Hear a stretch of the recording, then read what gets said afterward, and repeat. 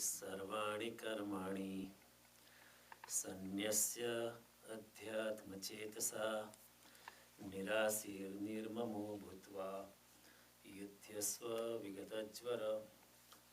भगवान श्री कृष्ण अर्जुन को कहते हैं कि सारे कर्म की प्रेरणा, सारे कर्म का प्रयास, सारे कर्म का परिणाम सब कुछ मुझ परमात्मा में अपनी अध्यात्म के बल से, अपने आत्मा के ओजस के बल से मुझ में अर्पण कर दे।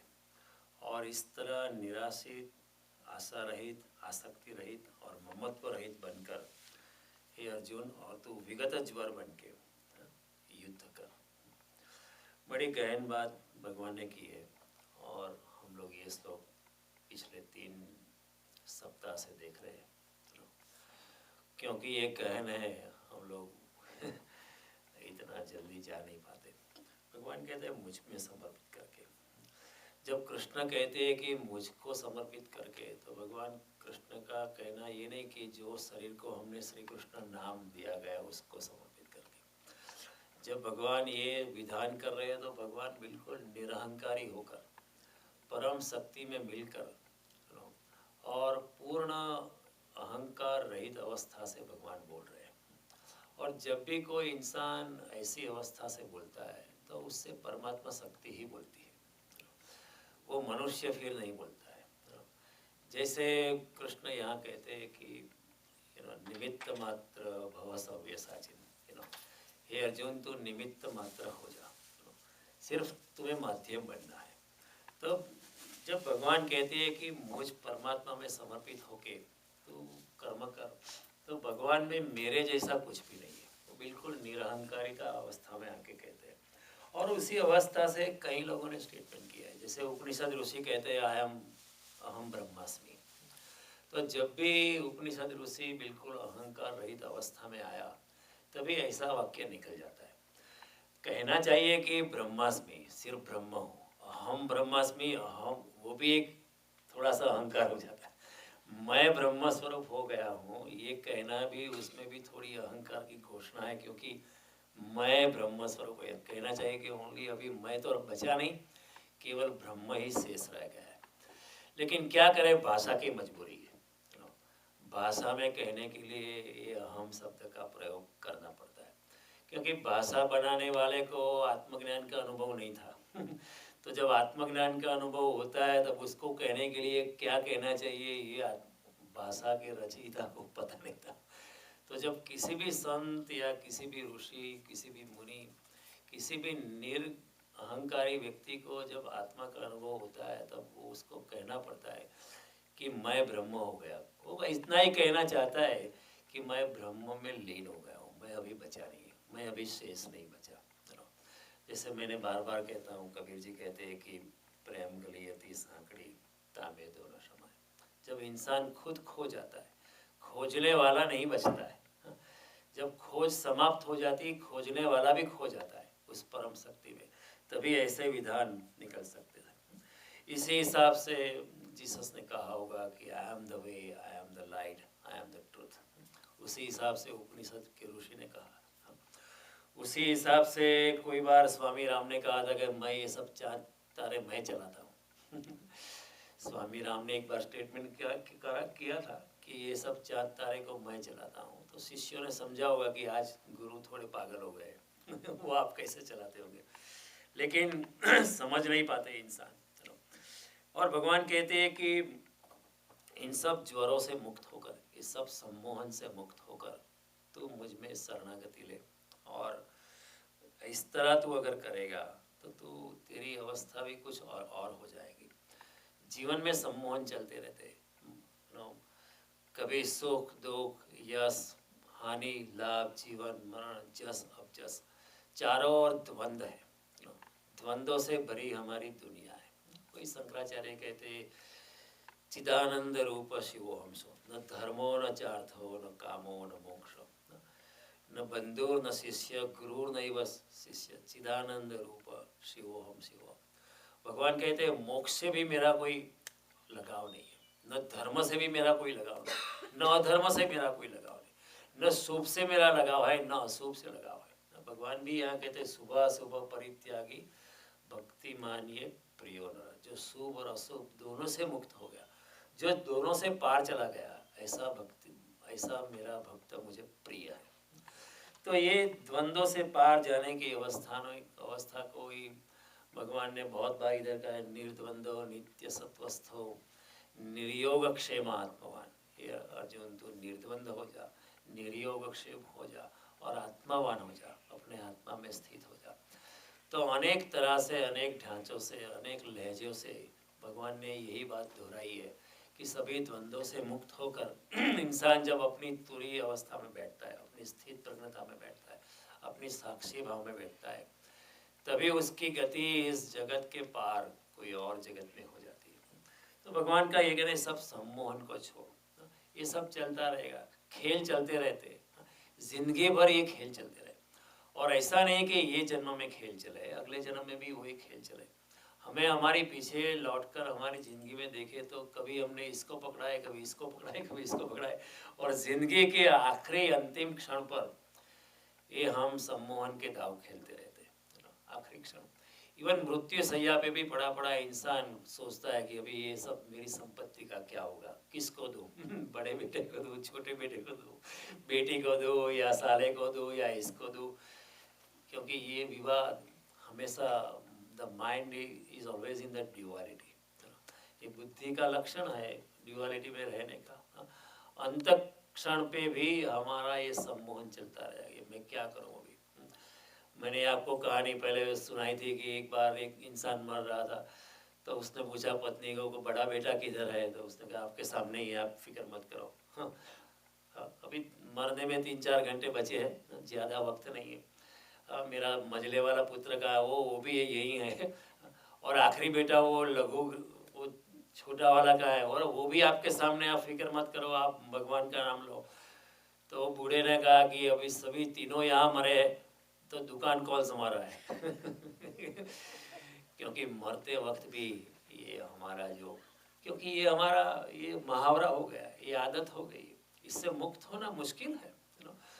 ये हम हंसेंगे, लेकिन शायद हमारी भी हालत यही होगी कि क्या करेंगे, इतना मॉर्गेज भर भर के ये मकान रखा है। हाँ, बेटे को दो या बेटी को दो, या बेटे की वाइफ इतनी ठीक नहीं है तो बेटी का हस्बैंड कैसा है, वो लोग सब, और किसको दो, मेरे कजिन को दो। हाँ, अच्छा होता मैं साथ लेके जाता लेकिन हो नहीं सकता है, साथ कुछ आता नहीं है, सभी छोड़ के जाना है। तो ये द्विधा, ये सम्मोहन सभी चलते रहते। और ऐसा नहीं कि सिर्फ सांसारिक सम्मोहन होता है, अध्यात्म जगत, जिसको हम अध्यात्म जगत कहते हैं, जिसको हम साधुता का जगत कहते हैं, उसमें भी ये सम्मोहन चलते हैं। कई साधु लड़ते हैं, देखो मेरे इतने शिष्य है, तुम्हारे कम शिष्य है, मैं बड़ा साधु हूँ, तुम छोटा साधु है। कई बार ये भी होता है। कई लोग कहते हैं हमने, मेरे इतने आश्रम है। जहाँ भी अटैचमेंट है, अगर आश्रम के साथ भी अगर आसक्ति जुड़ गई तो फिर आप संसार में ही हो। फर्क कुछ नहीं है, घर में बर्तन आवाज करते, आश्रम में साधु के चिप्पी आवाज करते, और कोई फर्क नहीं होता। एक इंसान, दो जंगल गए थे, दो इंसान ध्यान कर रहे थे। हर रोज वहाँ एक इंसान एक जगह पर बैठ के ध्यान करता था, बड़ी निर्मल अवस्था थी, दोनों को बहुत अच्छा लगता था। और एक दूसरा इंसान दूसरी जगह पर बैठ के ध्यान करता था, पेड़ के नीचे। एक बार एक ध्यान करने वाला इंसान नदी पे नहाने गया, इतने में कोई तीसरा आया। वो पहले वाले को ध्यान करके देखकर उसको भी भावना हुई ध्यान करने की, क्योंकि वायुमंडल भी पवित्रता से भर गया था।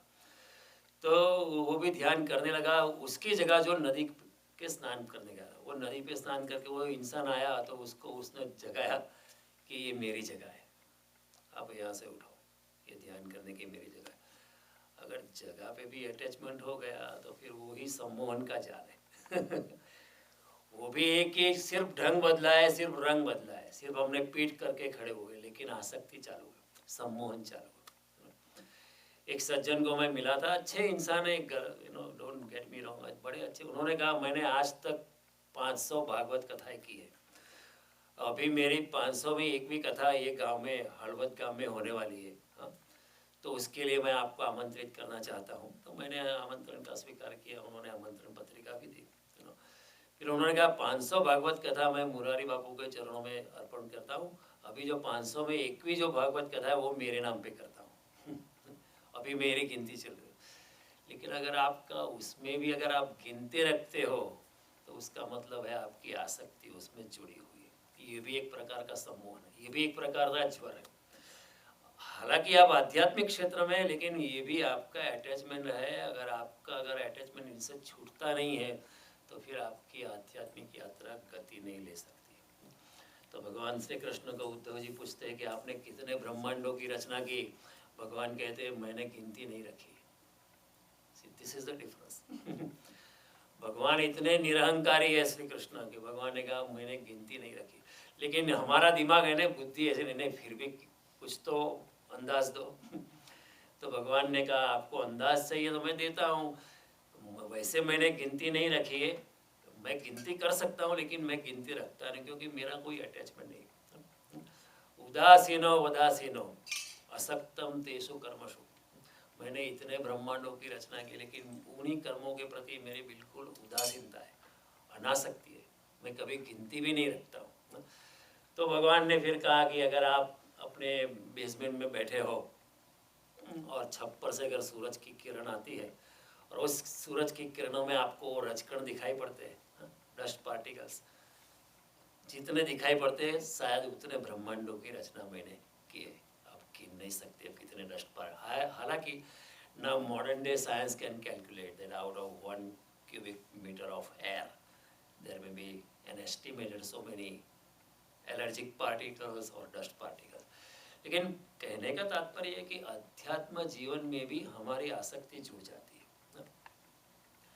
अगर मैं सोचने लगूं कि मैं ये मेरा गीता का आख्यान है तो ये भी एक आसक्ति है। मैं गिनती रखने लगूं ये मेरा गीता का इतना बड़ा प्रवचन है तो ये भी आसक्ति हो गई है। भगवान कहते हैं ये सब गिनती छोड़ो, इस तरह बहो जैसे बोली बांसुरी, स्वर मेरे, अब सिर्फ बांसुरी बनो। Let my rhythm, let my music flow through your flute. निमित्त मात्र भव सव्यसाची, करने वाले तुम नहीं हो, सिर्फ मीडियम बन जाओ, become a conduit, that's all. तो आध्यात्मिक जीवन में भी कई बार बड़े और कई बार ऐसा होता है, संसारी की आसक्ति से साधु की आसक्ति कई बार ज़्यादा होती है। इसलिए कई बार कोई साधु का गुस्सा भी ज़्यादा होता है, कोई दुर्वासा हो जाता है।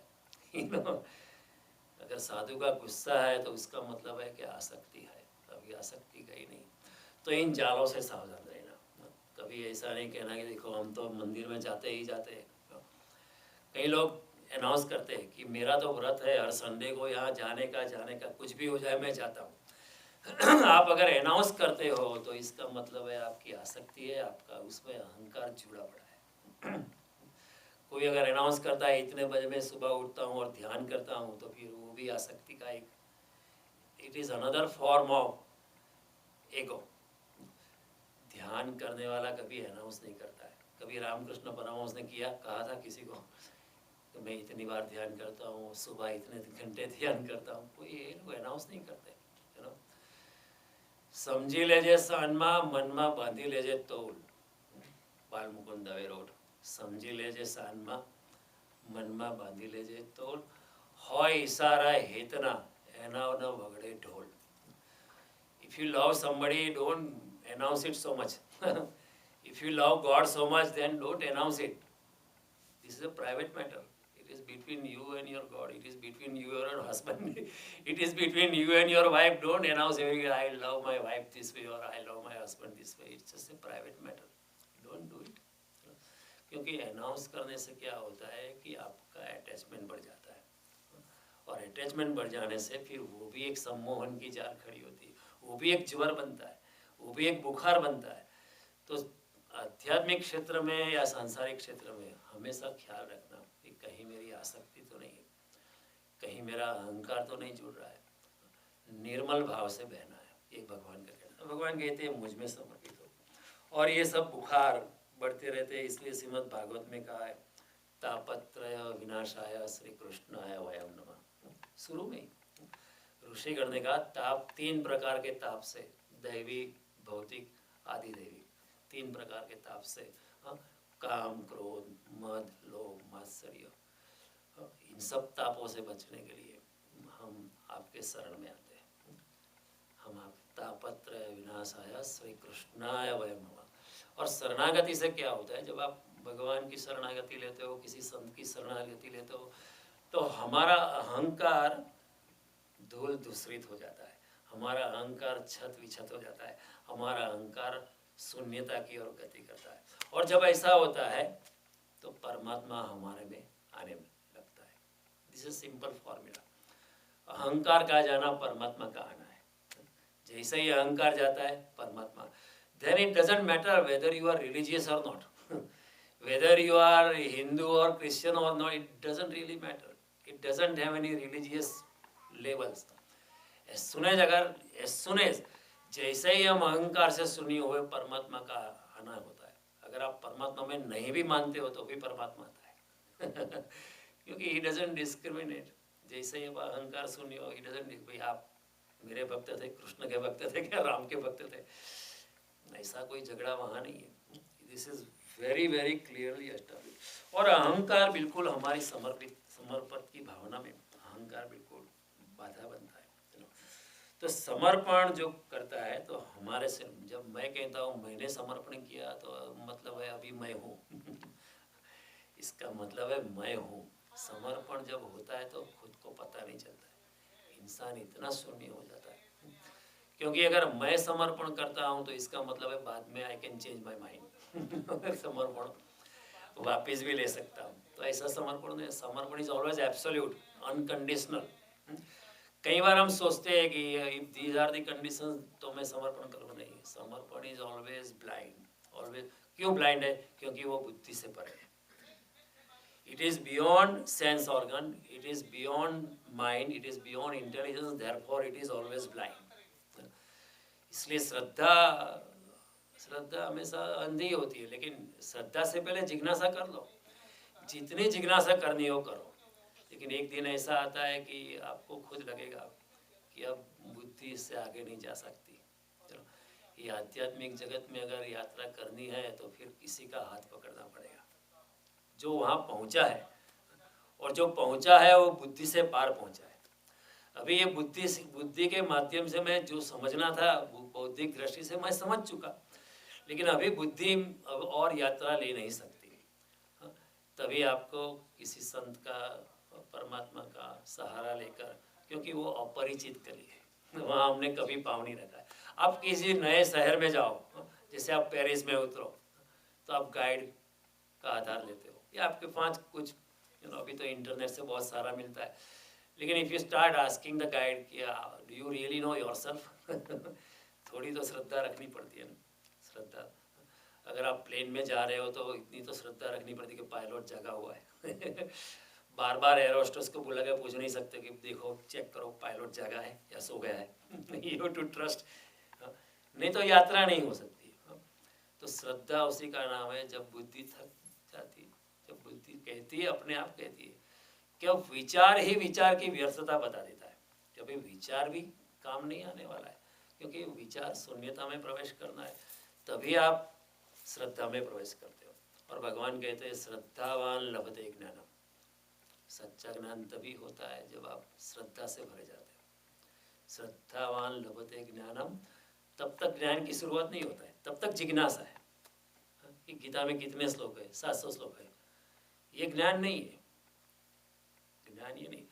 अगर आप सारे गीता कंठस्थ कर लो, सारे उपनिषद कंठस्थ कर लो, सारे वेद कंठस्थ कर लो, तो लेकिन ये ज्ञान नहीं है। हाँ ठीक है, आप जानते हो, आप सिर्फ बौद्धिक दृष्टि से जानते हो, लेकिन अनुभव नहीं है। तो भगवान ने 13वें अध्याय में कहा है अमानित्वम, अदम्भत्वम, अहिंसा, क्षांति, आर्जवम, आचार्य, पासनम, शौचम, स्थैर्यम, आत्मविनिग्रह, इंद्रियार्थेषु वैराग्यम, अनहंकार एवच जन्म मृत्यु जरा व्याधि दुख दोषानुदर्शनम, असक्तिर अनभिसंग पुत्र द्वार गृहादिषु मयि च अनन्य योगेन भक्तिर अव्यभिचारिणी, अध्यात्म ज्ञान नित्यत्वम तत्व ज्ञानार्थ दर्शनम एतद् ज्ञानमिति प्रोक्तम अज्ञानम वदद। जब इंसान अमानित्वम अहंकार से शून्य हो जाता है, अदम्भत्वम दम्भ से मुक्त हो जाता है। हम इतना दम नहीं करते, फिर भी थोड़ा दम तो होता है, हर इंसान में थोड़ा दम होता है, कुछ ना कुछ तो हम शो करते हैं। अमानित्व, अदमी, अहिंसा, शांति, आर्जव मीन्स सरलता, असक्ति, अनासक्ति, बिल्कुल पुत्र द्वार, सुख आए दुख आए उसमें समत्व, ये सब जब आने लगता है तब ज्ञान आया है ऐसा समझो। तब तक बाकी अज्ञानम वद, बाकी सब अज्ञान है। तो भगवान ने ऐसा नहीं कहा कि मेरी गीता अगर कंठस्थ कर दिया तो आप ज्ञानी है, ऐसा नहीं कहा।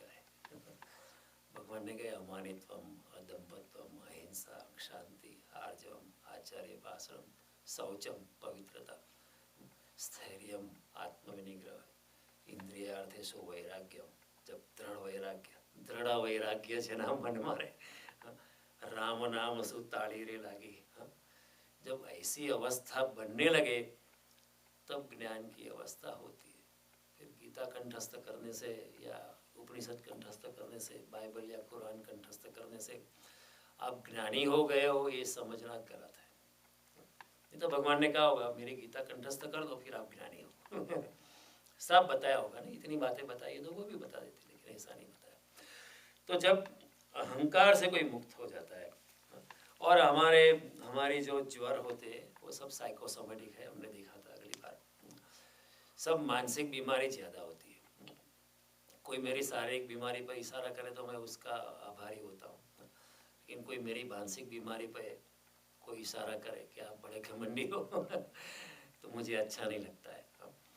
तो तुलसीदास ने इसी आधार पे उन्होंने जब रामायण लिखा था, उन्होंने कहा रामचरित मानस, क्योंकि ये मानस रोग की दवाई है। और मानसिक रोग की ये है कि मानसिक रोग जो है वो अपनी आत्मा पे एनकोड हो जाते हैं। जो हमारा लोभ है, हमारी इच्छाएं है, हमारे इंद्रिय सुखों की आकांक्षा है, हमारी कीर्ति की, यश की, मान की, सम्मान की जो आकांक्षा है हमारे मन पे, वो हमारे साथ दूसरे जन्म भी आती है। तो मानसिक सम्मोहन, शारीरिक रोग तो यहाँ खत्म हो जाते हैं। अगर मैं कैंसर से पीड़ित हूँ, डायबिटीज से पीड़ित हूँ, हाइपरटेंशन से पीड़ित हूँ, तो मेरा शरीर चला जाएगा तो सब बात खत्म हो गई। रोग को भी रहने का कोई कारण नहीं है, और रोग रहेगा भी तो इससे कोई फर्क नहीं पड़ता है, वैसे भी ये शरीर जाने वाला है, पंचमहाभूतों में फिर से मिल जाएगा। लेकिन मानसिक बीमारी अगले जन्म आती है। इसलिए तुलसीदास जी ने कहा रामायण को जो बड़े प्यार से पढ़ते हैं उनकी मानसिक बीमारी भी चली जा सकती है, क्योंकि इंसान निर्मल हो जाता है, राम के चरण में अर्पित हो जाता है।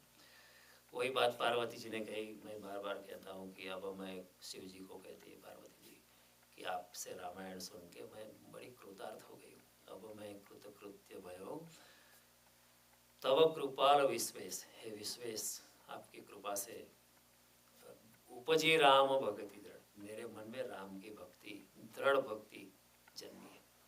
और भक्ति का मतलब इतना ही है कि आप परमात्मा के साथ समर्पित हो गए, और परमात्मा के साथ समर्पित हो गए उसका कुल मतलब ही आपका अहंकार चला गया।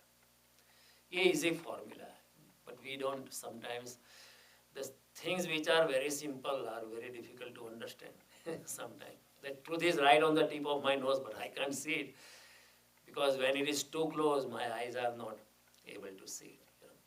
तो ये सब बात हमने देखी। तो भगवान ने इसी आधार पे कहा था त्रिविधम नरकस्य द्वारम नाशनम आत्मनाम काम क्रोध तथा लोभ तस्मादेतत्रयम् त्यजेत्। जब तक ये बात है, जब कामना है, क्रोध है, तो ये नरक के द्वार है, और तुम्हारी आत्मा की चेतना को जो है वो खींच के ले जाती है, नीचे खींचती है।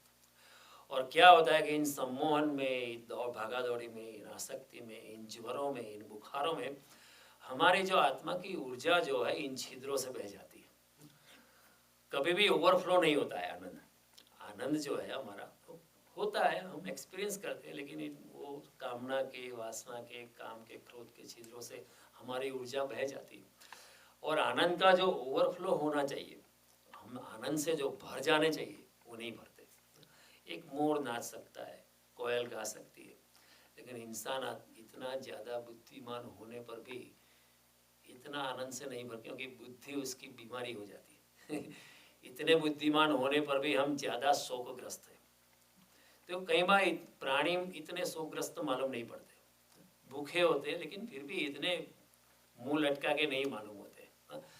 Even a hungry dog is a playful dog, अगर आप उसके साथ बॉल खेलने लगे वो खेलने लगेगा, हालांकि the dog may not have eaten for many hours together, but if you start playing with the dog starts playing with you. लेकिन हम नहीं कर सकते क्योंकि हमारी बुद्धि इतनी डायलेक्टिकल है, क्योंकि हम बुद्धि से हमारी बुद्धि से ही हम मार खा जाते हैं, अपनी कुशलता से ही हम मारे जाते हैं you know, ना काम आए चतुराई चढ़ता सूरज दिन ले जाए, चंदा रात चुराए, डाली डाली बालक भटके, तितली हाथ ना है। ये हमारे जीवन की कहानी हो जाती है। चतुराई इसमें काम नहीं है, सभी लोगों को यहाँ ही मरना है ना, लेकिन भागते रहते हैं, कभी भी बैठ के हम सोच नहीं सकते। माया का आवरण इतना गहन है, इतने बुद्धिशाली होने के बावजूद भी हम कभी सोच नहीं सकते कि इन यात्रा का आखिरी स्वरूप क्या है। किसी को मरते हम देखते हैं, हम कभी नहीं सोचते कि मैं भी मरूंगा we never think that. See, Buddha asked this question on the very first day when he saw somebody dead. Buddha asked सारथी को पूछा कि ये क्या है, कि वो मर गया। See, Buddha asked the next question. हम लोग नहीं पूछते कि क्या मैं भी मरूंगा। This was a question by Sri भगवान बुद्ध to the सारथी कि क्या मैं भी मरूंगा। We never asked that question. हम अपने हमको भी नहीं पूछते, हम हमेशा सोचते हैं नहीं मैं तो रहूंगा चारों ओर अगर देयर इज एपिडेमिक, चारों ओर अगर महामारी फैल जाए, रोग से लोग मरने लगे चारों ओर, फिर भी मैं ऐसा सोचूंगा नहीं मैं बच जाऊंगा मैं जीने वाला हूँ। We can never believe this, and this was one of the Yaksha prashna Yudhishthira was asked by that Yaksha. Mahabharata में कहानी आती है कि यक्ष ने प्रश्न पूछा युधिष्ठिर को। वन ऑफ द क्वेश्चन है कि सबसे बड़ा आश्चर्य क्या है। युधिष्ठिर ने कहा लोग सबको मरते हुए देखते हैं लेकिन कोई ऐसा नहीं सोचता कि मैं भी मरने वाला हूँ चारों ओर लोग अपने आप को मरते देखते, लोगों को मरते देखते और जानते trillions of people have come and gone, फिर भी कोई इंसान ऐसा नहीं सोचता कि मैं भी एक दिन मरूंगा। ये सबसे बड़ा आश्चर्य है। यक्ष बड़ा प्रसन्न हुआ था, युधिष्ठिर गिव राइट आंसर्स। तो इस तरह भगवान कहते हैं कि समर्पित अगर हो जाएगा, समर्पित हो गए तो फिक्र मत कर, अनासक्ति से भरा हुआ, अहंकार से मुक्त, तो मुझ में समर्पण, फिर मुझ पे छोड़। भगवान बड़े साहस से कहते हैं। और ये समर्पण जो है हमने देखा था, ये साहस का काम है। ये कई लोग कहते हैं कि ये भक्ति कायर लोग करते हैं, मैं तो अपने बल पे खड़ा हूँ। आप अपने बल पे नहीं खड़े, आपके अपने पैसे के जोर पे खड़े हैं, मकान के जोर पे खड़े हैं, आपकी कोई सुंदर पत्नी होगी उसके जोर पे खड़े हो, आपका पिता कोई पॉलिटिशियन होगा इसके जोर पे खड़े, आपका जो एक्सटेंडेड ईगो जो चारों ओर है, आपकी अच्छी कार है, इसके जो वो सब अगर काट लिए जाए, फिर आपका कोई आत्मा का कोई बल नहीं है। तो समर्पण वही कर सकता है, वो आत्मा के बल पर खड़ा है, वही कर सकता है। इसलिए भगवान कहते हैं संन्यस्य अध्यात्म चेतसा, आध्यात्मिक चेतना से। कमजोर लोग जब संकट आता है तो कंठस्थ किए गए वो श्लोक बोलने लगते हैं। कुछ अगर यहाँ अगर there is a very critical thing तो हम लोग कहें कि जैन मान ज्ञान गुण सागर, भगवान बचाना, रामधुम चालू करो, कुछ ना कुछ हो जाएगा। लेकिन जो समर्पित होता है वो कहेगा भगवान तुम्हें जो करना है वो करना, लेट इट बी सो। हम तो समर्पित है। अगर तुम चाहते, आप चाहते कि मैं मर जाऊं, ये शरीर से मुक्त हो जाऊं, तो वैसा होने दो, let it be so. Jesus was being hanged, he was being crucified, and at the last moment he asked God, हे परमात्मा तू क्या करवा रहा है? And the very next moment after asking that question he realized कि ये तो अहंकार का स्टेटमेंट है कि परमात्मा तू क्या करवा रहा है, लोग मुझे मार रहे हैं देखो। लेकिन जीसस ने देखा कि ये तो परमात्मा से शिकायत हो गई। The next moment he said, thy shall be done, Jerry तो जैसे तेरी मर्जी। अगर मुझे क्रूसीफाई होना तेरी मर्जी है तो let it be so. He said, thy shall be done. And that moment, the son of Joseph and Maryam, Jesus became Jesus Christ. I guess till then he was only Jesus.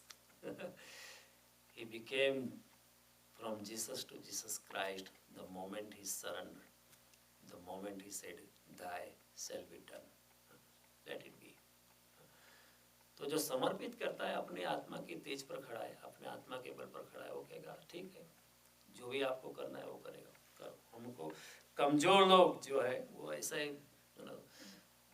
ऊपर ऊपर से प्रार्थना करते हैं. हालांकि प्रार्थना में कोई बुरी बात नहीं, प्रार्थना करनी अच्छी, लेकिन संकट आने पर ही करते. हनुमान जी जो हमेशा सदा शक्तिशाली है, वो सदा के लिए समर्पित है. ऐसा नहीं जब संकट आता है तभी समर्पित है. भगवान कहते हैं हनुमान जी विभीषण को, शरणागत वत्सल भगवान. जो शरणागति पे आता है उसके प्रति भगवान वात्सल्य से भरे हैं. विभीषण पूछते हैं हनुमान जी को कि क्या मेरी शरणागति को भगवान स्वीकार करेंगे, क्योंकि मैं तो राक्षस कुल का हूँ. तो हनुमान जी कहते हैं शरणागत वत्सल भगवान. शरणागत जो होते हैं उसके ऊपर भगवान का वात्सल्य है, जैसे कोई माँ बच्चे को प्रेम करती है. तो हनुमान का मतलब क्या है? हनुमान का मतलब इतना ही है कि जिसने अपना मान पूछ पे रखा है. हनुमान, अपना अहंकार, अपना सब कुछ पूछ पे रखा है, आगे लाते ही नहीं. वहीं रख छोड़ा है. यहाँ जैसे हम जूते उतार के अंदर आते हैं ना, जो सब अच्छा व्यक्ति तो वो जूते भी उतारेगा, अपना अहंकार भी उतारेगा. मंदिर में आते वक्त सोचेगा नहीं कि मैं डॉक्टर हूँ या इंजीनियर हूँ, मेरा बड़ा धंधा हुआ है, मैं मिलियनर नहीं. यहाँ के समर्पितता है, वही सच्ची समर्पितता है. तो ये सब बातें हमने देखी थी अगली बार पिछले मंगलवार को. और जो अहंकारी व्यक्ति होता है अंदर से कमजोर होता है. Is an establish fact, psychological fact. Adler नाम के बड़े मनोवैज्ञानिक ने ये बात एस्टैब्लिश की. अहंकार जो है, अहंकारी व्यक्ति जो अपनी जो अंदर की दुर्बलता है, अपनी अंदर की जो लघुता ग्रंथि है, अपनी अंदर की कमजोरी है, उसको अहंकार के आवरण से वो छुपा देता है. तो भीतर की कमजोरी लोग अहंकार से छिपाते हैं. लेकिन बुद्ध जैसे व्यक्ति, वो जो भिक्षा पात्र लेके घूमते हैं, बुद्ध ना कुछ है लेकिन फिर भी सब कुछ है. कई लोगों, कई सम्राट, कई राजा बुद्ध के चरणों में आए और उनको बोले कि आप वैसे तो भिक्षा पात्र लेके घूमते हो, लेकिन तुम्हारी मौजूदगी में, तुम्हारी उपस्थिति में हमें लगता है कि मैं भिखारी हूँ और आप सम्राट हैं. कई कई राजाओं ने ऐसे स्टेटमेंट किए कि आप वैसे तो मैं सम्राट हूँ, राजा हूँ, लेकिन आपकी उपस्थिति में मुझे लगता है कि मैं भिखारी हूँ और आप सम्राट हैं. महावीर को भी कई लोग ऐसे कहने वाले मिले कि वैसे तो आप निर्वस्त्र घूमते हैं, लेकिन मुझे लगता है कि मैं भिखारी हूँ और आप सम्राट हैं. ऐसा जो निर्बल जो है अहंकार से भरा होता है, हीन ग्रंथि का बचाव करता है. सबल जो है वो अहंकार से मुक्त है, अपने आत्मा के बल पर खड़ा है. अध्यात्म चेतसा, जो भगवान इधर कहते हैं, मयि सर्वाणि कर्माणि संन्यस्य अध्यात्म चेतसा. आत्मा बल पर जो खड़ा है वही समर्पण कर सकता है, क्योंकि समर्पण जो है शक्ति की सबसे बड़ी घोषणा है. जब हनुमान जी कहते हैं मैं राम में समर्पित हो, तो शक्ति की बड़ी सबसे बड़ी घोषणा है. अपने को ही खुद अपने आप को दाव पे लगा देना, इससे ज्यादा और हिम्मत क्या हो सकती है. कोई अपना पैसा दे सकता है, अपनी कीर्ति दे सकता है, अपना नाम दे सकता है, लेकिन अपने आप को समर्पित कर देना, इससे ज्यादा और शक्ति, इससे ज्यादा और बड़ी हिम्मत क्या हो सकती है. तो इसी के हिसाब से किसी ने लिखा होगा, हरिनो मारक छे सुरानो नहीं कायर नो काम. अर्जुन अगर सबल है तो सम्मोहन छोड़ सकता है, विगत ज्वर बन सकता है, आसक्ति से मुक्त हो सकता है और समर्पण कर सकता है. लेकिन अगर उसका सम्मोहन है तो वो नहीं कर सकता है, क्योंकि सम्मोहन अटका रहेगा. अगर मुझे समर्पित होना है तो, लेकिन अगर मेरा परिवार, मेरा बैंक बैलेंस, मेरी डिग्रीज, मेरा एजुकेशन, मेरी जॉब, मेरे directorship in some company here and there, ये मेरा गीता पे बोलना, उस पर अगर मेरा लगा हुआ है तो नहीं छोड़ो, अभी मेरे गीता के इतने प्रवचन बाकी है. ये भी एक तरह का सम्मोहन है. हालांकि अच्छा है, लेकिन फिर भी वो भी पकड़ के रखता है। जब तक इंसान इससे भी मुक्त नहीं होता है तब तक परमात्मा में गति नहीं होती। तो भगवान कहेंगे अभी ठीक है अच्छा काम करते हो, लेकिन फिर भी आपका अटैचमेंट है, क्योंकि तुम कर रहे हो, मैं कर रहा हूँ, ऐसी तुम्हारी भावना है। करने वाले आप नहीं, आप कुछ नहीं कर सकते हो। गुणा गुणेषु वर्तन्ते इति मत्वा न सज्जते। जो युक्तो मन्यते तत्वविद, जो युक्त इंसान है, संत है, जो परमात्मा में जुड़ गया है, योगी है, वो हमेशा मानता है गुणों के हिसाब से ये कर्म होते, मैं करने वाला नहीं हूँ। गुणा गुणेषु वर्तन्ते इति मत्वा न सज्जते नैव किंचित करोमीति। मैं कुछ भी कर सकता नहीं, मैं कुछ करने वाला नहीं। इतनी जब निर्माल्य अवस्था हो जाए, इतनी जब निर्ममत्वता आ जाए, तभी समर्पण संभव है। तो आत्मबल पर अर्जुन कृष्ण बड़ी सहजता से कहते हैं छोड़ मुझ पे। कृष्ण जो कहते हैं छोड़ मुझ पे, क्यों फिक्र करता है, बड़ी सरलता से, बड़ी सहजता से कहते हैं। और इतनी सरलता से, इतनी सहजता से बहुत कम लोग कह सकते हैं। दूसरों की बीमारी वही ले सकता है जिसको खुद बीमार होने की कोई संभावना नहीं है। दूसरे का भार वही ले सकता है जो खुद निर्भर है। कृष्ण बिल्कुल निर्भर है। जिसका हम बिंदास रण मैदान में खड़े हैं, लेकिन कोई भी विषाद की रेखा नहीं। रण मैदान में भी वो हंसते रहते हैं। वो मार्मिक हास्य कृष्ण के चेहरे पे सदा के लिए। बड़ी आसानी से कहते हैं छोड़ मुझ पे, क्यों फिक्र क्यों करता है, आई विल टेक, तुम्हारा भार मैं लेने के लिए तैयार हूँ। Transfer on to me, he says. जब कृष्ण कहते हैं कि छोड़ मुझ पे, तो भगवान इतना ही कहते हैं तुम्हारी सब चिंता मुझ पे छोड़, don't worry about anything, just leave it on to me and do as I tell you to do. लेकिन हम सोचेंगे कैसा होगा, what do you mean by leave it on to me, क्या मेरे बीवी बच्चों का भरण पोषण आप करेंगे? भगवान कहते हैं अनन्यास चिंतयन्तो माम ये जना पर्युपासते तेषाम नित्याभियुक्तानाम योगक्षेमो अहम्। जो अनन्य भाव से मुझ में जुड़ गया, उसके सांसारिक भरण पोषण की जिम्मेवारी भी मैं लेता हूँ।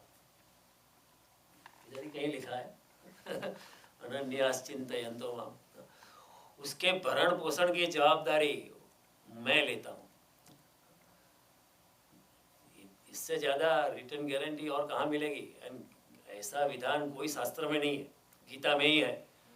तुम्हारे योगक्षेम, योग यानी आपको जो नहीं मिला है उसको पाने, उसको आपके सामने लाने की जवाबदारी मैं लेता हूँ। और क्षेम यानी रक्षण करना। Sometimes you can be A millionaire but next day you can be on the street. संपत्ति की रक्षा करने भी बहुत बड़ा, financial management is a big subject by itself.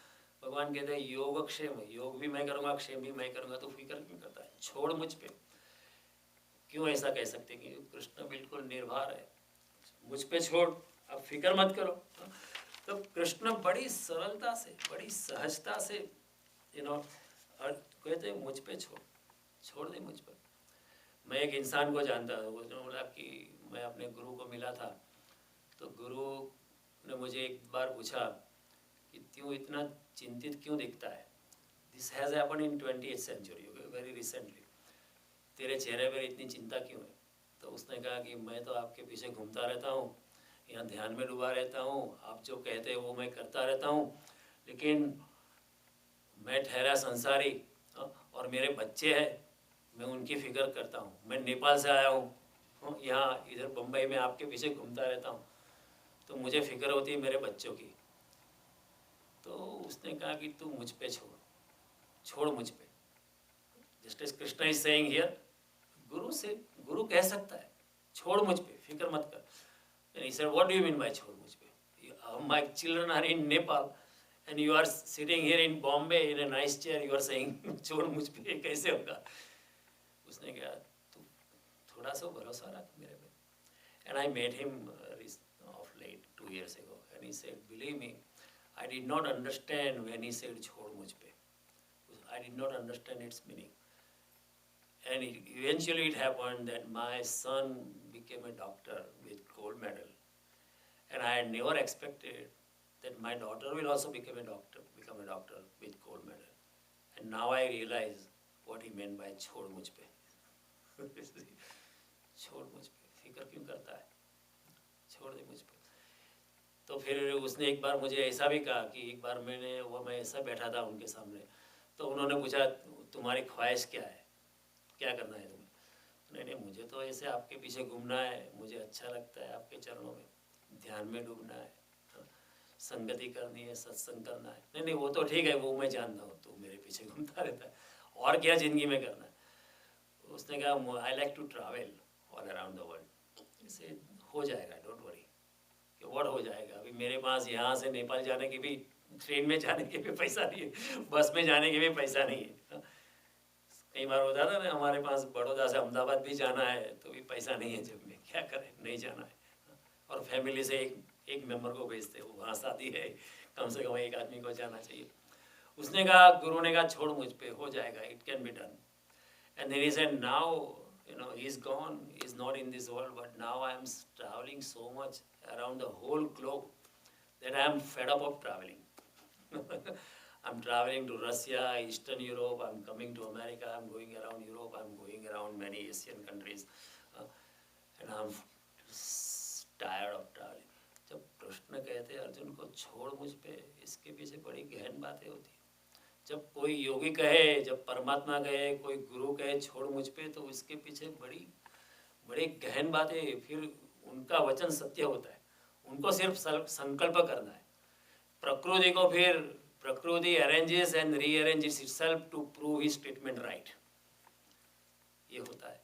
अगर कोई पूर्ण योगी कह दे छोड़ मुझ पे, तो छोड़ो उनके पे, फिक्र मत करो, ये हो जाता है। अर्जुन की हालत वैसे है, ट्रेन में कोई पहली बार कोई देहाती आदमी जाता है तो क्या करता है, अपनी जो बिस्तर की जो घासड़ी होती है ना, वो अपने सर पे लेके बैठता है। वो हम शहर वाले हंसते उसके पर के, उसको ये क्या करते हो आप? वो कहेगा नहीं नहीं, वो अच्छा इंसान हो गया, ट्रेन पे इतना वजन कम आएगा ना जब मैं इधर अपने सर पे बैठा। लेकिन अर्जुन की हालत वैसी है। भगवान कहते हैं कि तू छोड़ अपनी घासड़ी का वजन, वो मैं तुम्हारा वजन भी उठाता हूँ, तुम्हारे वजन का वजन भी मैं उठाता हूँ। भगवान इतना ही कहते हैं, तू आराम से बैठ, इस जीवन की मुसाफरी का आनंद ले। इन छिद्रों से, इन ज्वरों से तेरी एनर्जी बह जाती है, इन चिंताओं में व्यर्थ चिंतित हो रहे हो, व्यर्थ डर कर रो रहे हो। अजन्म है अमर आत्मा, व्यर्थ डर कर रो रहे हो, क्यों फिक्र करते हो? छोड़ मुझ पे, तू मुसाफरी का आनंद ले, और तू निर्भर होके बैठ जा, बिस्तर को सर से नीचे रख, मुसाफरी का आनंद ले, और आनंद को ओवरफ्लो होने दे। कृष्ण यहाँ ही कहते मुझ परमात्मा पे छोड़, संन्यस्य अध्यात्म चेतना। तू ये फिक्र मत कर। अर्जुन फिक्र करता है, इतने लोग मर जाएंगे, इतनी हिंसा होगी, गुरु मर जाएगा, ये पाप लगेगा, वो पाप लगेगा, सिर्फ कुल में पुरुष नहीं रहेंगे तो स्त्रियां दूषित हो जाएगी, स्त्रियां दूषित हो जाए, कुल का धर्म नष्ट हो जाएगा। भगवान कहते हैं ये सब टेक्निकल मैटर्स है। At a spiritual macro level, आत्मा की दृष्टि पे ये कुछ फर्क नहीं पड़ता है, ये सब तो होता रहा है। तू मुझ पे छोड़, ये फिक्र तो छोड़ मुझे, लिव इट टू मी। लेकिन क्या करे, अर्जुन जो है सम्मोहन में जकड़ा है, अपनों में जकड़ा है। मेरे अपने, मेरे गुरु, मेरे दादा, मेरे साले, मेरे संबंधी, दृष्ट्वेवं स्वजनम कृष्ण युयुत्सं समुपस्थितं सिदन्ति मम गात्राणि मुखं च परिशुष्यति गांडीवं संस्रते हस्तात् त्वक्चैव परिधीयते न च शक्नोमि अवस्थातुं भ्रमति वच मे मनः। हे कृष्ण, मेरे हाथ से गांडीव सरका जा रहा है, मेरा मुख जो है सूखा जा रहा है, मैं खड़ा भी नहीं रह सकता हूँ, और मेरा मन भ्रमित हो रहा है, मेरे गात्र शिथिल हो रहे हैं। क्यों? दृष्ट्वेवं स्वजनम कृष्ण, मेरे स्वजन को देख के। अर्जुन निर्दोषता से बोलता है, लेकिन निर्दोषता से जब कोई बोलता है तो पकड़ा भी जाता है। भगवान कहते हैं यही तेरी माया है, यही तेरा सम्मोहन है, और यही तेरे हिंसा का आधार है, क्योंकि ममत्व हिंसा का आधार है। If you attachment then it becomes the basis of violence. अगर आप निर्मत्व हो जाते हैं तभी अहिंसा में प्रवेश कर सकते हो। ऊपर से लगता है अर्जुन अहिंसा में जा रहा है, लेकिन कृष्ण जानते हैं कि ये हिंसा में ही जा रहा है, क्योंकि ममत्व जो है, आसक्ति जो है, वो दूसरी हिंसा का स्वरूप है, हिंसा का दूसरा स्वरूप है, कन्वर्टेड फॉर्म, और उसमें हिंसा छुपी है। तो ऊपर से अर्जुन अहिंसक लिखता है, लेकिन भगवान कहते तू हिंसा में ही जा रहा है, लेकिन अपनों से लड़ नहीं सकता है। ये मुश्किल है। अगर सारे इराकी क्रिश्चियन होते तो शायद अमेरिका इराक वॉर नहीं करता। समझे, सारे इराकी क्रिश्चियन होते तो यहाँ बड़ी आवाज़ उठती कि नहीं नहीं, क्या कर रहे हो, क्रिस्ती को ही मार रहे हो। या अदर वे राउंड, अगर सारे अमेरिकन मुस्लिम होते तो भी हम इराक वॉर नहीं करते, क्योंकि वो भी मुसलमान है, अपने को कैसे मार सकते। हमेशा लड़ाई जो होता है तेरों से होती है, अपनों से नहीं होती। ये आप सोचो, लड़ाई जो होती है तेरों से होती है, अपनों से नहीं होती। जब पहले संयुक्त परिवार थे तो पति पत्नी में कोई झगड़ा नहीं होता था, हमेशा झगड़ा दियर से होता था, देरानी से होता था, जेठानी से होता था, जेठ से होता था, सासू से होता है, ससुर से होता था। पति पत्नी मिलजुल के रहते थे, क्योंकि हमेशा लड़ाई जो है तेरों से होती है, पति पत्नी। तो हम है, हम एक है, क्योंकि संयुक्त परिवार में फिर पति पत्नी नहीं। लेकिन जब संयुक्त परिवार टूट गया, पति पत्नी अकेले हो गए, तो फिर पति और पत्नी में झगड़ा शुरू हो जाता है। क्या करें, आदत हो जाती है ना, कुछ ना कुछ झगड़ने को चाहिए। देखो पहले इतना झगड़ा नहीं था, हमारे माँ बाप में इतना झगड़ा नहीं था जितना हमारा में है। बिल्कुल साफ बात है, प्रामाणिकता से। हमारे माँ बाप में इतना झगड़ा नहीं होता था, हमारे में इतना आर्ग्यूमेंट होता है। हमारे बच्चे खुद कहते हैं, what are you arguing, these are all stupid things, you are arguing upon this thing, childish futile things. Children also find it difficult कि what are they arguing with. जब संयुक्त परिवार टूट गया तो फिर तेरा कोई ना रहा, फिर क्या करे, फिर शांति बनाए रखने के किसी मेहमान को बुला देते शाम को, कम से कम पति पत्नी में थोड़ा शिष्टाचार बना रहे। या पति कहता है मैं क्लब में चला जाता हूँ, पत्नी का मैं मंदिर में चली जाती हूँ। लेकिन मंदिर में कोई भगवान के प्रति प्रेम हुआ इसलिए नहीं आता, थोड़ी सी शांति पाने के लिए आता है, थोड़े पति से मुक्ति हो जाती है। ये सब चाल है, भगवान के चालों से सावधान। जब तक आसक्ति है, जब आप पति से तंग होते मंदिर में आते हो या पत्नी से तंग होते मंदिर में आते हैं, तो फिर वो भी एक आसक्ति है। ये आसक्ति का नेगेटिव स्वरूप है। पहले राग था, अभी द्वेष हो गया, लेकिन द्वेष भी राग का ही स्वरूप है। अगर राग ना होता तो द्वेष होता ही नहीं। वही इंसान दुश्मन होता है वो जो पहले मित्र था।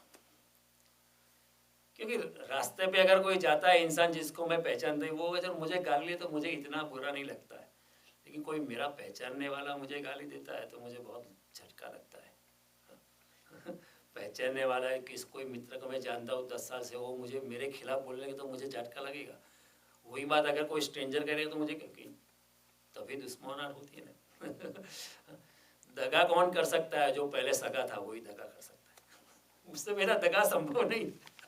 अगर आप मुझको इंटीमेटली नहीं जानते हो तो फिर आप दगा कर ही नहीं सकते। कोई रास्ते पे जाने वाला रागीर मुझे कैसे दगा करेगा, कुछ लेन देन हुई नहीं है, कुछ उठना बैठना हुआ नहीं, वही दगा कर सकता है जो आपके करीब पहले सगा से ही दगा होता है। फिर विश्वासघात तभी होता है जब पहले विश्वास था। तो भगवान कहते हैं कि तेरों से लड़ाई होती है, तू भगवान कहते तू अर्जुन अपनों में डूब गया है, ये भी एक सम्मोहन है, ये भी तेरा बुखार है। बुखार में क्या होता है, फीवरिश हो जाता है, शरीर कांपने लगता है, मुख सूख जाता है, हाँ, आपका मन काम नहीं करता है, स्वाद नहीं आता है। अर्जुन क्या कहता है, सिदंती ममा गात्राणी, मेरे गात्र शिथिल हो रहा है। ये सब मलेरिया का ही लक्षण है ना। सिदंती ममा गात्राणी मुखम च परिशुष्यति, मेरा मुख सूखा जा रहा है, ताव है, हाँ? गांडीवम संस्कृत ऐसा है, गांडी मेरे आस्ते सरकता जा रहा है। मलेरिया में होता है ना, you can't even lift something. त्वचा पर्यदय, त्वचा जलती है। तो कृष्ण ने नहीं कहा कि अभी लेट जा, मुझे तुम्हें मलेरिया की दवा देता हूँ। कृष्ण ने कहा I will do a psychoanalysis. Gita बड़ी मनोवैज्ञानिक तरकीब है भगवान की। जो भी भगवान इधर करते हैं सब मनोवैज्ञानिक, दिस आर साइकोलॉजिकल हैमरिंग। वही रामचरित मानस, गीता भी एक मनोविज्ञान है, रामचरित मानस भी एक गहन मन, हालांकि मन से आगे जाते। जो सिगमंड फ्रॉइड का या एडलर या कार्ल गुस्टाव यूंग का जो मनोविज्ञान मन पे अटक जाता है, कृष्ण का मनोविज्ञान मन से आगे आत्मा और परमात्मा के लेवल पे जाते हैं। यूंग अटक गया, मन पे अटक गया। कार्ल गुस्टाव और फ्रॉइड, सिगमंड फ्रॉइड मन पे अटक गया, मन से आगे यात्रा नहीं कर पाए। लेकिन शायद अगर फ्रॉइड ने गीता पढ़ी होती तो वो कुछ और काम कर सकता था, वो बहुत आगे यात्रा ले सकता था। कृष्ण ने कहा I agree with you, so long as you are at the level of your mind we are in agreement, but उससे आगे मनुष्य की और संभावना है। Sigmund Freud concluded that man cannot be made happy, at the most he can be made least happy, least unhappy. आप उसके दुख का निवारण कर सकते हो, लेकिन सुखी नहीं बना सकते हो। हमेशा इंसान दुखी रहेगा ही, आप उसका दुख है थोड़ा कम कर सकते हो। ये सिगमंड फ्रॉइड का at the time of death उनका ये कहना था। लेकिन कृष्ण कहते हैं कि नहीं, परम आनंद संभव है आप परम आनंद में नाच सकते हो। ऐसा आनंद सुखम अक्षयम अश्नुते, भगवान कहते हैं ऐसा सुख जो कभी खत्म नहीं होता है।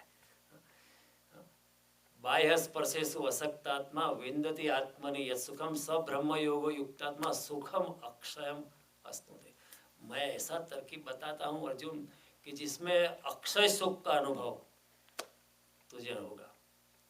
तो सिगमंड फ्रॉइड से कृष्ण या तुलसीदास जी काफी आगे जा रहे हैं। लेकिन हम क्या करें, हम भी लकीर के we are blind followers of the West नहीं, फ्रॉइड ने कहा, अरे कृष्ण ने बहुत आगे कुछ कहा है, तुलसीदास ने बहुत कुछ आगे, हमारे उपनिषद ऋषि ने बहुत कुछ आगे यात्रा ली है, हजारों माइल आगे, फ्रॉइड से भी आगे। उसके प्रति हमारी थोड़ी दृष्टि खुली करो, कम आउट ऑफ द प्रिजुडाइसिस। इनमें बहुत गहन बातें छुपी है जो बड़ी आगे ले यात्रा कर सकती है। तो कृष्ण कर सकते कहते हैं कि तुम यहाँ मेरों में फंस गए, छोड़ मुझ पे, अनन्यास चिंतयन्तो माम, जो पहले मैंने आपको अभी यहाँ लिखा है, सर्वधर्म्यान् परित्यज्य मामेकम शरणं व्रज अहम त्वाम सर्व पापेभ्यो मोक्षयिष्यामि मा शुचः। सभी दुनिया के झंझट छोड़ के, सर्वधर्मान परित्यज्य, उसका धर्म है, इसका मतलब है हिंदू मुसलमान बुद्धिस्ट ऐसा नहीं, संसार के सब झंझट छोड़ के, माया छोड़कर, सम्मोहन छोड़ के, ज्वर छोड़ के, बुखार छोड़ के, मामेकम शरणं व्रज, मुझ भगवान में समर्पित हो जाओ। अहम तमाम सर्व पापेभ्यो, सब माया से, सब बंधन से मैं तुझे मुक्ति दूंगा। माँ सूचक, चिंता मत कर माँ सूचक he has to add in the end, क्योंकि देखता है अर्जुन चिंताग्रस्त है। अगर चिंताग्रस्त अर्जुन ना होता तो माँ सूचक ऐसा बोला नहीं होता है, भगवान को बोलना पड़ता है माँ सूचक, इतनी परेशान मत हो, surrender to me, it will happen. और कृष्ण जो है बड़ी सरलता से कहते हैं, कृष्ण में जरा भी अहंकार नहीं। देखो अहंकार जो है ना हमेशा टेढ़ा पैसा आता है, वो टेढ़ा चलता है, परोक्षता से आता है, थोड़ा प्रपंच करता है, थोड़ी चाल खड़ी करता है। अगर आपके मुख से मुझे कहलवाना है कि मैं कुछ हूँ, तो मैं आपको कहूँगा देखो मैं तो कुछ भी नहीं हूँ, तो आप क्या कहेंगे, अरे जयदेव भाई आप तो बड़े बुद्धिमान है, आप तो हमारे सरताज हो मैं कहूँगा नहीं नहीं मैं ऐसा कुछ नहीं, नहीं नहीं जयदेव भाई आप तो बहुत, you are very intelligent. In order for me to have these words out of you, I have to first say no मैं तो कुछ भी नहीं हूँ, तो फिर आप मेरी प्रशंसा करेंगे। See it is coming indirectly, मेरा अहंकार सघन तभी होता है जब मैं इनडायरेक्टली आता हूँ।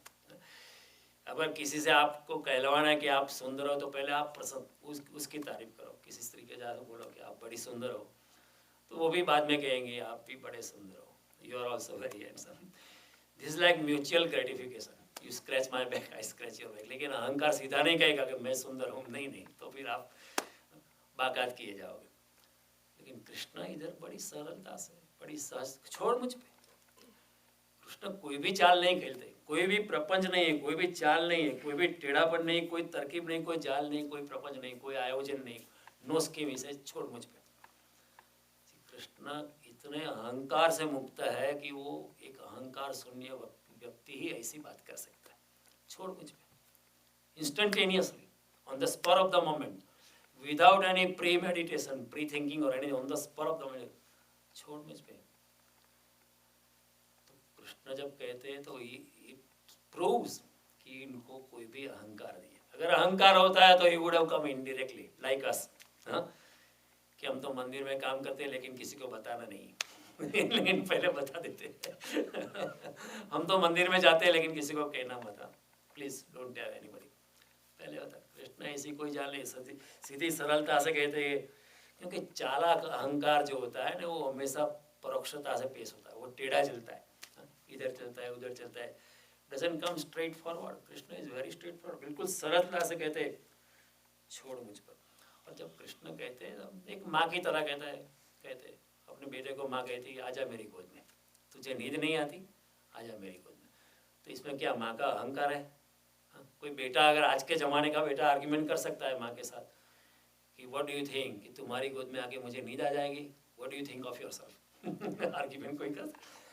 लेकिन माँ के कहने में पूरी करुणा है, पूरा वात्सल्य है। जब कृष्ण कहते हैं कि आजा मेरी शरण में, तो उसके कहने में भी पूरा वात्सल्य है, करुणा है, और एक बात और है, उसमें दिव्यता का निमंत्रण है, जो माँ के कहने में भी नहीं है माँ के कहने में करुणा है, दया है, वात्सल्य है, प्रेम है। कृष्ण के कहने में प्रेम है, वात्सल्य है, करुणा है, लेकिन ऊपर से दिव्यता के रास्ते पे चलने का निमंत्रण है। I am inviting you to the path of divinity.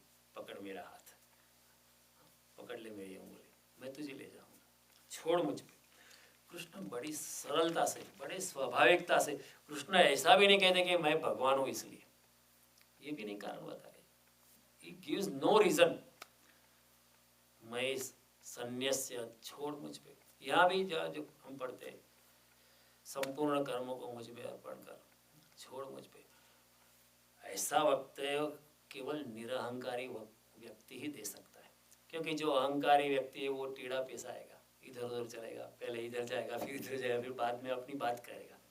कई लोग होते हैं ना, स्कीम करके आते हैं, आपसे पैसा उधार मांगना है तो पहले कुछ करेगा, पहले कुछ करेगा, आपकी प्रशंसा करेगा, आपकी बीवी की प्रशंसा करेगा, फिर कहेगा थोड़ा काम है आपका, थोड़ा सा चंदा दे दो this is like sugar coating. Krishna कुछ नहीं करते। जो बिल्कुल निरहंकारी व्यक्ति है, इतने सरलता से कह देता है छोड़ मुझ पे, जैसे वो गुरु ने उसको कहा छोड़ मुझ पे, तेरे बेटे बेटी की फिक्र मैं कर लूँगा। कोई कारण नहीं बताया कि मैं चमत्कार करूँगा, ये करूँगा, नहीं, छोड़ मुझ पे, संकल्प काफ़ी है। तो भगवान बड़ी सरलता से कहते, और पूर्ण निरहंकारी व्यक्ति ही यहाँ ऐसा वक्तव्य कर सकते। देखो कृष्ण की निरहंकारिता कितनी है, परमात्मा स्वरूप है, लेकिन फिर भी अर्जुन के क्या बन गए, ड्राइवर सारथी बन गए। कौन बनेगा? अगर मैं किसी को कहूँगा I you become my driver, nobody will, even if I am ready to pay him or her, किसी और को ढूंढो कृष्ण परमात्मा है, फिर भी सारथी बन गए। कितनी करुणा है, कितनी विनम्रता है, कितनी सरलता है, कितनी सहजता है। और क्या होता है कि हम पकड़ नहीं पाते, क्योंकि हमारे सामने सिर्फ लिखे गए शब्द है, गीता में लिखा है, लिखे गए शब्द है, बोले गए शब्द नहीं है। देखो बोले गए शब्द जो है ज़्यादा असर करता है। अब इधर आप मुरारी बापू की कथा में जाओ, प्रत्यक्षता से आपके ऊपर जो असर होती है वो कुछ ज़्यादा होती है। उनको आप वीडियो में सुन सकते हो, देख सकते हो, लेकिन जो वहाँ जाके आपको आनंद मिलता है वो आनंद कुछ और ही होता है। ये सत्संग की यही मजा है। जब सत्संग जब प्रत्यक्षता से होता है तब उसका आनंद बहुत होता है। तो यहाँ जो कृष्ण और अर्जुन का जो सत्संग होता है, तो कृष्ण के बोले गए वचन है, लिखे गए नहीं है। और इस जगत में कोई अवतार जो है लेखक नहीं था। कृष्ण ने गीता नहीं लिखी है किसी व्यासदेव ने गीता लिखी। बुद्ध के वचन बोले गए वचन है, बुद्ध ने कोई वचन लिखे नहीं है। महावीर के वचन जो है वो बोले गए वचन है, महावीर ने लिखे नहीं, किसी और ने लिखे। देखो बोले गए वचन जो है ज़्यादा अपने हृदय में चले जाते हैं। हम मोहम्मद रफ़ी, मुकेश या लता मंगेशकर को ज़्यादा जानते हैं, वो हमारे हृदय में ज़्यादा बसे, बजाय शैलेंद्र सिंह या हसरत जयपुरी जिसने गीत लिखे। लिखने वाले इतने लोग हृदय में नहीं पहुंच सकते जितने गाने वाले पहुंच जाते। कोई गीत गाता है, हमको पता भी नहीं होता है किसने लिखा है। गालिब ने बहुत अच्छा लिखा, लेकिन मेहदी हसन जब गालिब को गाते हैं या जगजीत गाते हैं, हाँ, या कोई और पंकज उदास गाते हैं या गुलाम अली गाते हैं, तो हमारे हृदय में गुलाम अली ज़्यादा घुस जाते हैं, क्या गाया है, बजाय लिखने वाला इतना लोग हृदय में नहीं पहुंचता है। अर्जुन के सामने कृष्ण साक्षात थे, और लिखे गए वचन जो होते हैं सार्वजनिक बन जाते हैं। यहाँ गीता में बहुत कुछ लिखा है, आत्मा अमर है, वो सार्वजनिक हो, सब लोग कहते हैं हमको मालूम है आत्मा अमर है, वो आत्मा की चेतना भी नहीं जाते, तो मालूम है हमको आत्मा अमर है, वो हम सब जानते हैं, लेकिन जब मौत सामने आती है फिर भी हम डर जाते हैं। इसलिए आत्मा अमर है, वो बात हमने ऊपर ऊपर से जानी है, हम अंदर से जानते हैं फिर भी नहीं जानते, क्योंकि अगर आत्मा अमर है ऐसा अगर हमारा अनुभव है, तो फिर मौत आएगी तो हम क्या डरेंगे, मौत हमें डरा ना पाएगी, क्योंकि आत्मा तो हमारी, हम मर नहीं सकते। Death is the only impossible thing, Krishna यहाँ वही कहते हैं, डेथ किसी की हो नहीं सकती।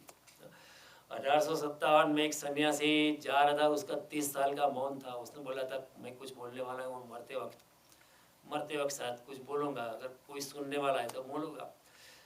तो अंग्रेज की छावनी से गुजर रहा था, तो अंग्रेजों ने सोचा ये जासूस है, तो उसको पकड़ लिया, फिर उनको सवालात किए गए, लेकिन उसका मौन व्रत था तो बोला नहीं, तो शक और भी घनिष्ठ होगा कि ये सच्ची में कुछ जासूसी लगता है।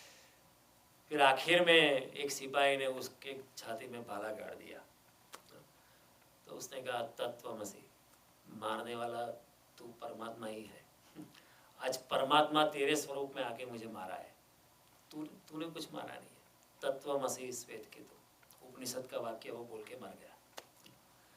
तो जब मौत आई तब भी उसने कहा कि ये मारने वाला भी परमात्मा है। वो ऐसा नहीं, फिर हनुमान चालीसा नहीं रखने लगा, भगवान बचाओ मुझे, क्योंकि उनका पूरा समर्पण है। जो समर्पण है वो ऐसा ही बात नहीं कि वो कहता मारना है तो मारो, कोई बात नहीं, हमको कोई फर्क नहीं पड़ता है। तो कृष्ण जब होंगे वहाँ, वो सब लिखे गए जो वक्तव्य होते हैं, यहाँ गीता लिखी गई हम पढ़ लेते हैं, वो सार्वजनिक होता है, इट बिकम्स कॉमन, सब लोग जानते हैं। उपनिषद का वचन तत्वमसि एक छोटा बच्चा भी समझ सकता है, लेकिन वो आत्मगत अनुभव नहीं होते। लेकिन कृष्ण जब साक्षात खड़े होते तो अर्जुन के ऊपर बहुत आत्मगत असर हो सकती है। देखो हमारे पास केवल शब्द है, लेकिन जब कृष्ण ने कहा होगा तो कृष्ण की आंखें, कृष्ण की आवाज़, कृष्ण का स्पर्श, कृष्ण की सुगंध, कृष्ण के जेस्चर्स, कृष्ण के वो प्यार का उभराट, कृष्ण की दिव्यता, उन सब चारों ओर से अर्जुन को घेर लिया होगा। और इसी अवस्था के लिए अर्जुन ये पूछता भी नहीं कि आप क्यों अपने आप को इतने बड़े समझ रहे हो। सी अर्जुन जितने इतने बड़े सारे सवाल उठाए, गीता में हर तरह के सवाल अर्जुन ने उठाए, लेकिन अर्जुन नहीं पूछता है कि व्हाट डू यू थिंक, आपकी शरण में आओ, आपका ये अभिमान नहीं है। अर्जुन ये सवाल भी नहीं उठाता है, क्यों? क्योंकि कृष्ण की मौजूदगी में आपके सवाल भी गिर जाते हैं। हमारे मन में कितने भी सवाल हो, लेकिन कोई बुद्ध जैसा व्यक्ति हमारे बीच में आके बैठे, हमारे सब सवाल गिर जाते। सवाल ही नहीं रहते क्योंकि हम ही नहीं रहते। सवाल का होना ही, जब तक मैं हूं तब तक मेरा सवाल है, अगर मैं ही नहीं बचा तो सवाल कैसे बचेगा? ये समझने जैसी बात। क्योंकि जब कृष्ण सामने हो गए, उतना प्यार सामने होगा, उनकी आंखें, उनकी आवाज़, उनकी सुगंध, उनकी दिव्यता, ये सब देख के अर्जुन को भी सवाल नहीं उठता है कि ये तो अहंकार का सवाल लगता है। हम होते तो कहते नहीं कि तू तो ड्राइवर है, बेस्ट छान मानो। मैंने क्या सलाह पे what you tell a driver, shut up, driver की तुम्हारी औकात क्या है? अर्जुन को अगर ऐसा लगा तो ये तो ड्राइवर ही है, तो वो कह देते रहे shut up, let me do my own thing, okay, तुम्हारा काम है रथ चलाना, डोंट मेडल योर थिंग, तुम्हारी चांच मत डुबाओ इसमें। लेकिन अर्जुन को लगा होगा कि ये जो बोलने वाला है सिर्फ मेरा मित्र नहीं है, कुछ और है, कुछ और है। तो अर्जुन भी बाद में माफ़ी चाहता है। अगले जो गीता का जब विश्वरूप दर्शन करवाते हैं भगवान, तो अर्जुन कहता है सखेति मत्वा प्रसवम यदुक्तम, हे कृष्ण हे यादव हे सखेति अजानता महिमानं तवेद मया प्रमादात प्रणयेन वापि। हे भगवान, अब मित्र नहीं कहते, हे भगवान सखेति मत्वा, आपको मित्र मानकर, आपको जो भी मैंने कहा होगा, हे कृष्ण कहा होगा, कभी यादव कहा होगा, हाँ, कभी हरामी कहा होगा, हाँ, कभी आपके सर पे टपली मारी होगी, हाँ, कभी आपको गाल पे तमाचा मार दिया होगा। मित्रों में क्या नहीं होता है, हाँ? मित्रों में क्या नहीं होता है, एक दूसरे को गाली भी देते हैं ना मित्र अपने आप में। तो मैंने सब कुछ किया है, लेकिन मुझे माफ़ी चाहता हूँ, मुझे आपको, आप परमात्मा है, मुझे पता नहीं था। हमें अपराधी काई न समझ्या, न ओळख्या भगवंतने। નરસિંહ મહેતા અગેન નથી ઓળખાણ નથી પડતી, આપણે ના જ પડે। આજે પણ આપણી જોડે કોઈ સંત પુરુષ આવીને બેસી આત્મજ્ઞાની હોય, આપણને ખબર જ નહીં પડે, કારણ કે આપણી દ્રષ્ટિ જ નથી આવતી। ભગવાન એ પણ કહે છે અહીંયા ગીતામાં, અવજાનંતી મામ મૂઢા માનુષીમ તનુમાશ્રિતા परम भाव में जानंतो मम भूत महेश्वर। જ્યારે मैं जब मनुष्य शरीर में अवतार लेता हूँ, तब जो माया में आवृत्त लोग हैं, मूढ़ लोग जो है, सम्मोहन में डूबे जो है, जो ज्वर से भरे लोग हैं, उसको मेरा पता नहीं चलता है। वो मेरी अवगणना करते, मेरी मखौल उड़ाते, मेरी मस्करी करते, हाँ? मेरा अनादर करता है, मुझ पे चप्पल फेंकते, थूकते, क्योंकि मेरे परम स्वरूप को वो जानते नहीं है। अवजानंती मामूला, ऐसा ही होता है, सभी को ऐसा होता है। तो इधर बड़ी समझने जैसी बात है कि कृष्ण के सामने अर्जुन कर, कृष्ण बड़े निरंकारी, बड़ी सरलता से कहते हैं, छोड़ मुझ पर, कोई परोक्षना नहीं, कोई जाल नहीं है, कोई प्रपंच नहीं, कोई स्कीम नहीं है, कोई प्लान नहीं है। Leave it on to me Arjun, अहम त्वाम सर्व पापेभ्यो मोक्षयिष्यामि मा शुचि। संन्यस्य अध्यात्म, अपने आत्मा के बल पर इन ज्वरों से मुक्त हो जा, अपने आत्मा में प्रवेश कर, और आत्मा में प्रवेश करके मुझ में शरणागति कर। तो फिर क्या देख, फिर क्या मजाक, क्या कमाल होती है, तू देख, मैं तुम्हें कहाँ से कहाँ ले जाऊंगा। वही कृष्ण यहाँ कहते हैं, फिर तो आनंद ही आनंद है। फिर लड़, फिर तू लड़ेगा तो भी तू सबको मार डालेगा तो भी कोई तुझे पाप नहीं लगेगा। भगवान यही कहता है, सुख दुखे समय कृत्वा लाभालाभो जया जयो ततो युद्धाय युज्यस्व नैवं पापम वाप्स्यसि। अगर तू सुख दुख हानि लाभ जीवन मरण सबको समान करके युद्ध करेगा तो तुझे कोई पाप नहीं है, बिकॉज तुम्हारा अटैचमेंट नहीं। देखो, हिंसा तभी होती है जब ममत्व है, पाप तभी हो लगता है जब ममत्व है और हिंसा है, लेकिन अटैचमेंट ही नहीं है तो फिर ममत्व नहीं है, ममत्व नहीं तो हिंसा नहीं है, तो हिंसा नहीं तो पाप भी नहीं है। भगवान के तो सारी दुनिया को मार दे तो भी तुम्हें पाप नहीं लगेगा। ये बड़ा अजीब कानून बताते हैं भगवान इधर। भगवान कहते मेरे दरबार में अगर तू अनासक्ति से लड़ेगा तुझे कोई पाप नहीं, तो फिर परशुराम को कोई पाप नहीं। 21 बार पृथ्वी को निक्षत्रिय की, सारे क्षत्रियों को मार दिया, फिर भी उनको कोई पाप नहीं है। ये समझने जैसी चीज़ है। तो ये जो बड़ा गहन श्लोक था, हमने पिछले 3 या 4 सेशन में आज उसको संपूर्ण किया है। आप लोगों ने भी इतनी शांति से सुना, इतने प्यार से सुना, इतनी भक्ति से सुना, और मैं चाहूँगा कि आप कृष्ण की समीपता अनुभव कर पाएँ। तो आपसे मैं अनुग्रहित हूँ।